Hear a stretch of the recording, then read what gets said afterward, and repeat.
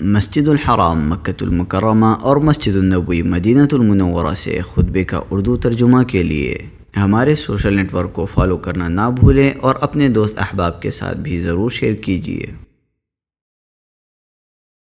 خطبہ جمعہ مسجد الحرام، تاریخ 13 جمادی الاول 1446 ہجری بمطابق 15 نومبر 2024 عیسوی۔ موضوع زبان کی حفاظت۔ خطیب فضیلۃ الشیخ عبداللہ الجوہنی حفظہ اللہ۔ ترجمہ حشر الدین مدنی۔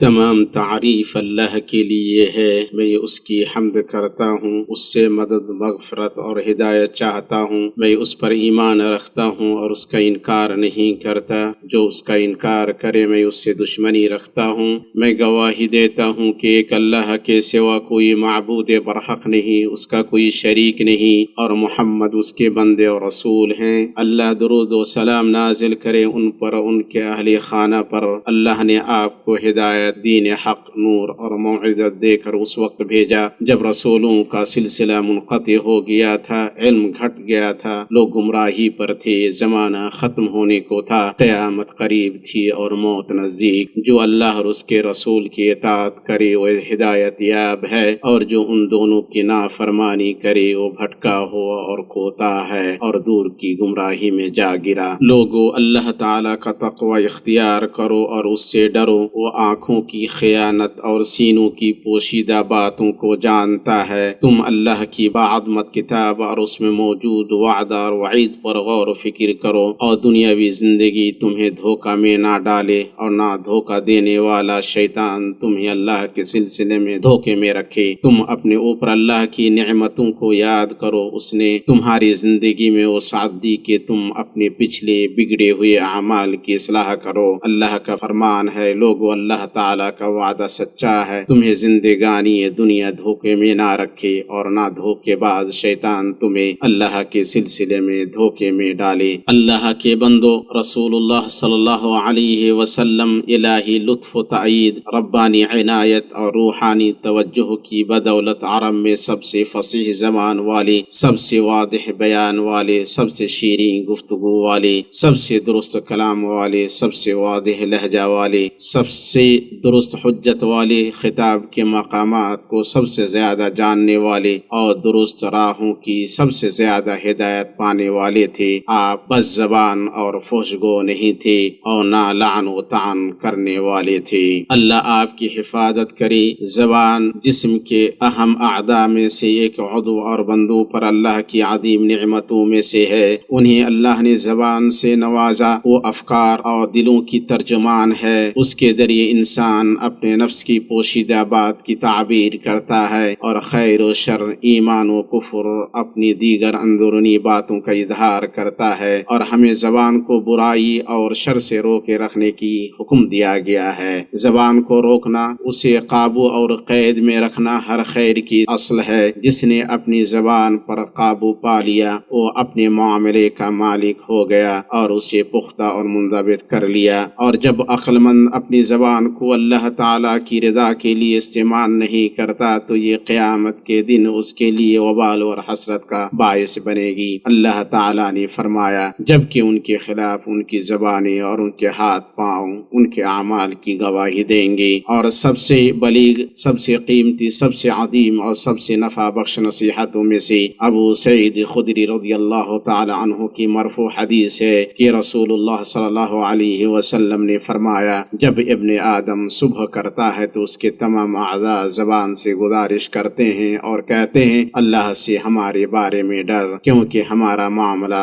تجھ سے جڑا ہے۔ اگر تو سیدھی رہی تو ہم بھی سیدھے رہیں گے، اور اگر تو بگڑ گئی تو ہم بھی بگڑ جائیں گے۔ اسے ترمذی نے روایت کیا ہے۔ اور روایت ہے کہ امیر المؤمنین عمر بن خطاب رضی اللہ تعالی عنہ نے رسول اللہ صلی اللہ علیہ وسلم کے خلیفہ ابو بکر صدیق رضی اللہ تعالی عنہ کو دیکھا کہ وہ اپنی زبان کو ہاتھ سے کھینچ رہے ہیں۔ تو انہوں نے کہا اے خلیفہ رسول صلی اللہ علیہ وسلم آپ یہ کیا کر رہے ہیں؟ انہوں نے فرمایا یہی زبان مجھے ہلاکت کے مقامات پر لے آئی ہے۔ رسول اللہ صلی اللہ علیہ وسلم نے فرمایا بدن کا کوئی بھی عضو ایسا نہیں جو اللہ کی بارگاہ میں زبان کی تیزی کی شکایت نہ کرتا ہو۔ اسے بزار اور ابو یعلا نے روایت کیا ہے اور البانی رحمہ اللہ نے اسے صحیح قرار دیا ہے۔ اللہ آپ پر رحم کرے، یہ جاننے کے ہر مکلف پر واجب ہے کہ وہ ہر کلام سے اپنی زبان کو محفوظ رکھے سوائے اس کلام کے جس میں واضح طور پر مصلحت ہو، اور جب بات کرنے اور نہ کرنے میں برابر کی مصلحت ہو تو سنت یہ ہے کہ خاموش رہا جائے۔ رسول اللہ صلی اللہ علیہ وسلم نے فرمایا جو شخص اللہ یوم آخرت پر ایمان رکھتا ہو اسے چاہیے کہ وہ اچھی بات کہے یا خاموش رہے۔ اسے امام بخاری نے روایت کیا ہے۔ ابن قیم رحمہ اللہ فرماتے ہیں یہ بڑی عجیب بات ہے کہ انسان پر حرام کھانے، ظلم، زنا، چوری، شراب نوشی اور حرام نظر وغیرہ سے بچنا اور پرہیز کرنا آسان ہوتا ہے، مگر اپنی زبان کی حرکت سے بچنا اور پرہیز کرنا مشکل ہوتا ہے۔ حتیٰ کہ تم ایسے شخص کو دیکھو گے جو دینداری، زہد اور عبادت میں مشہور ہوتا ہے لیکن وہ اللہ کی ناراضگی کی ایسی بات کہہ دیتا ہے جس کی اسے کوئی پرواہ نہیں ہوتی۔ وہ ایک کلمے کی وجہ سے جہنم میں اس قدر دور جا گرتا ہے جتنی دوری مشرق و مغرب کے درمیان ہے۔ اور کتنے ہی لوگوں کو دیکھتے ہو جو فحش کاموں اور ظلم سے بچتے ہیں لیکن وہ ان کی زبانیں زندہ اور مردہ لوگوں کی عزتوں پر حملہ آور ہوتی رہتی ہیں اور انہیں کوئی پرواہ نہیں ہوتی کہ کیا کہہ رہے ہیں۔ ابن قیم رحمہ اللہ کی بات ختم ہوئی۔ مسلمانوں بے شک زبان کی سنگین ترین آفتوں میں سے اللہ پر بغیر علم کے بات کرنا، جھوٹ بولنا، غیبت و چغلی کرنا، الزام تراشی کرنا، پاک دامن غافل بھولی عورتوں پر الزام لگانا ہے۔ اس چھوٹے سے عضو کی ایک لغزش انسان کو ہلاکت و بربادی تک پہنچا سکتی ہے، لہذا عقل مند زبان پر جاری ہونے والی آفتوں سے بچے، جیسے مسلمانوں کی حرمتوں کی پامالی، بدگمانی، نیتوں پر شک اور مسلمانوں کے سلسلے میں بے بنیاد باتوں میں لگنا۔ اور ضروری ہے کہ اپنی زبان کو قیل و قال سے محفوظ رکھنے کی عادت ڈالے تاکہ وہ پوری طرح اس کا عادی ہو جائے اور اس کے معاملات درست ہو جائیں، تو اس طرح زبان پر قابو پانا اس کے لیے آسان ہو جائے گا اور اس کے شر سے وہ محفوظ رہے گا۔ اگر کوئی بندہ اپنے لیے کچھ چننا چاہے تو خاموش سے بہتر کچھ نہیں چن سکتا۔ اللہ اس بندے پر رحم کرے جس نے اپنی زبان کو بیکار باتوں سے محفوظ رکھا، اپنی آنکھوں کو حرام نظر سے بچایا، اپنے کانوں کو لہو و لعب کی باتیں سننے سے روکا اور اپنے اوقات کو عبادات و طاعات سے معمور کیا اور اپنے لمحات کو نیکیوں سے بھر دیا اور خالص توبہ سے فوت شدہ چیزوں کا تدارک کر لیا، اس سے پہلے کہ اس کا وجود عدم میں بدل جائے، اس کی صحت بیماری میں تبدیل ہو جائے، اس کی ہڈیاں بوسیدہ ہو جائیں اور اس کی زندگی موت میں بدل جائے، اس برزخ میں جس میں جانے والا اس وقت تک نہیں نکلے گا جب تک کہ آخری مخلوق پر موت نہ آ جائے۔ اس وقت زمین لرز جائے گی اور اپنے بوجھ باہر نکال دے گی اور مخلوقات کو ان کے اعمال کا بدلہ دیا جائے گا اور ان کے کاموں کا بھرپور صلہ دیا جائے گا۔ خوش بخت ہے وہ شخص جس نے خیر کی بات کہی اور شاد کام ہوا، یا بری بات سے خاموش رہ کر سلامت رہا۔ اللہ تعالیٰ کا فرمان ہے انسان منہ سے کوئی لفظ نکال نہیں پاتا مگر یہ کہ اس کے پاس نگہبان تیار ہے۔ اللہ تعالیٰ مجھے اور آپ لوگوں کو اپنی واضح کتاب اور سید المرسلین کے طریقے یعنی سیرت سے نفع پہنچائے۔ میں اپنی یہ بات کہہ رہا ہوں اور اللہ تعالیٰ سے مغفرت طلب کرتا ہوں اپنے لیے اور آپ سب کے لیے اور تمام مسلمانوں کے لیے۔ آپ اللہ سے مغفرت اور رحمت طلب کریں اور اس کی بارگاہ میں توبہ کریں، بے شک وہی توبہ قبول کرنے والا اور بخشنے والا ہے۔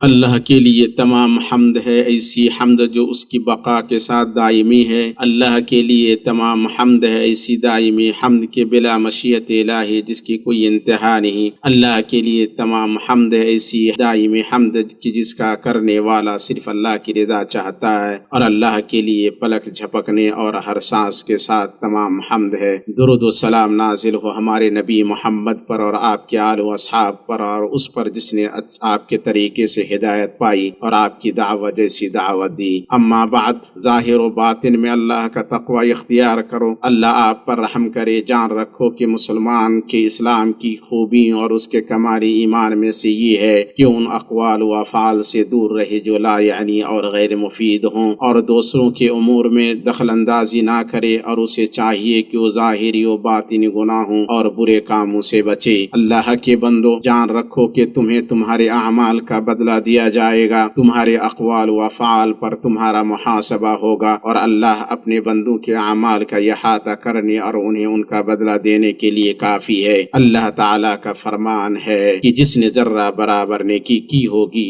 وہ اسے دیکھ لے گا، اور جس نے ذرہ برابر برائی کی ہوگی وہ اسے بھی دیکھ لے گا۔ اور درود و سلام بھیجو بشارت دینے والے ڈرانے والے نبی پر، جس کا حکم اللہ نے ہمیں اپنی روشن کتاب میں دیا ہے۔ اللہ کا فرمان ہے، اللہ اور اس کے فرشتے اس نبی پر درود بھیجتے ہیں، ایمان والو تم بھی ان پر درود بھیجو اور خوب سلام بھی بھیجتے رہا کرو۔ اے اللہ محمد پر، ان کے تمام آل و اصحاب پر درود و سلام اور برکت نازل فرما۔ اے اللہ خلفاء راشدین سے راضی ہو جا۔ اے اللہ اسلام اور مسلمانوں کو غلبہ عطا فرما۔ اے اللہ ہمیں بہترین اخلاق اور اقوال و افعال کی ہدایت دے، تو ہی ان میں سب سے بہتر کی ہدایت دینے والا ہے، اور برے اخلاق اور اقوال و افعال کو ہم سے پھیر دے، تو ہی ان بری چیزوں کو ہم سے پھیرنے والا ہے، اور ہم سے برائی اور بے حیائی کو دور فرما۔ اے اللہ ہم تجھ سے یقین اور دنیا و آخرت میں دائمی عفو و عافیت کا سوال کرتے ہیں۔ اے اللہ فلسطین اور ہر جگہ کے کمزور مسلمانوں کو نجات دے۔ اے اللہ غاصب یہودیوں پر اپنی پکڑ کو سخت کر دے۔ اے اللہ ان پر یوسف علیہ السلام کے زمانے کے قحط کی طرح قحط سالی نازل کر دے۔ اے اللہ ان کی اجتماعیت کو توڑ دے اور ان کی صفوں کو منتشر کر دے، ان کی چال کو انہی کے اوپر پلٹ دے، اور تو انہیں اپنی قدرت سے شکست دے جو ظالم قوم سے کبھی نہیں ٹلتی۔ اے اللہ ہمیں ہمارے وطنوں میں امن عطا فرما، ہمارے سربراہ خادم حرمین شریفین شاہ سلمان بن عبدالعزیز اور ان کے ولی عہد شہزادہ محمد بن سلمان بن عبدالعزیز کی حفاظت فرما، ان کو اپنی ہدایت کی توفیق عطا فرما اور ان کے عمل کو اپنی مرضی کے مطابق کر۔ اے اللہ مسلمانوں کے تمام حکمرانوں کو اپنی کتاب پر عمل کرنے اور اپنی شریعت کو فیصل بنانے کی توفیق عطا فرما۔ اے رب العالمین، اے اللہ ہمارے محافظوں اور سرحدوں پر موجود فوجیوں کو توفیق دے، ان کا معین و مددگار اور حامی و ناصر بن جا۔ اے اللہ ہم سے، ہمارے اس ملک سے خصوصاً اور تمام مسلم ممالک سے عموماً مہنگائی، وبا، سود، زنا، زلزلے، آفتیں اور ظاہر و باطن آزمائشوں کو دور فرما۔ اے اللہ تو غم زدوں کے غم کو دور فرما، قرض داروں کے قرض کی ادائیگی کر، اور مسلمانوں کے بیماروں کو شفا عطا فرما۔ اللہ کے بندو، بے شک اللہ تعالی عدل، احسان اور قرابت داروں کو عطا کرنے کا حکم دیتا ہے، اور بے حیائی، ناپسندیدہ اور سرکشی کے کاموں سے روکتا ہے۔ وہ تمہیں نصیحت کرتا ہے تاکہ تم نصیحت پکڑو، عظمت والے اللہ کا ذکر کرو، وہ تمہیں یاد رکھے گا، اور اس کی نعمتوں پر اس کا شکر ادا کرو، وہ تمہیں مزید نوازے گا۔ یقیناً اللہ کا ذکر ہی سب سے بڑا ہے، اور جو کچھ تم کرتے ہو اللہ اسے جانتا ہے۔